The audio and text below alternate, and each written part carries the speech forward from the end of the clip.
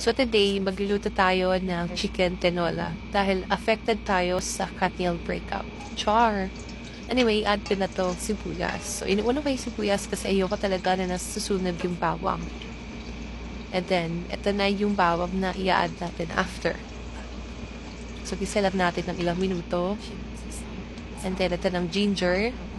Medyo maraming ginger na nilalagay ko kasi gusto ko talaga ng nalalasahan ko yung ginger sa chicken tinola.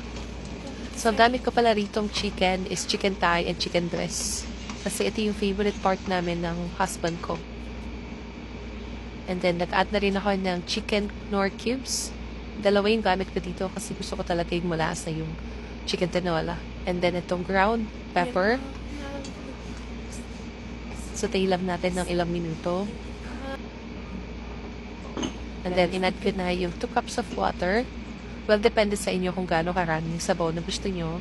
Pero ako kasi gusto ko yung hindi masyadong sabaw. I mean, sobrang dami ng tubig. Para nararasahan ko pa rin yung ginger. Then, nag-add din ako kanina nung patis and then itong sayote. So, pinakuluan ko to ng 10 to 15 minutes or hanggang sa lumambot yung manok and yung sayote. And then, nag-add din ako dito ng ceiling green.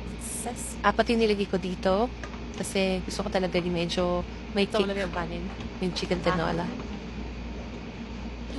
So, pinakaluan lang din natin to ng ilang minuto bago ko in-add itong dahon ng sile. 5 yung tali na ginamit ko dito. 5 tali ng dahon ng sile kasi gusto ko talaga yung maraming gulay.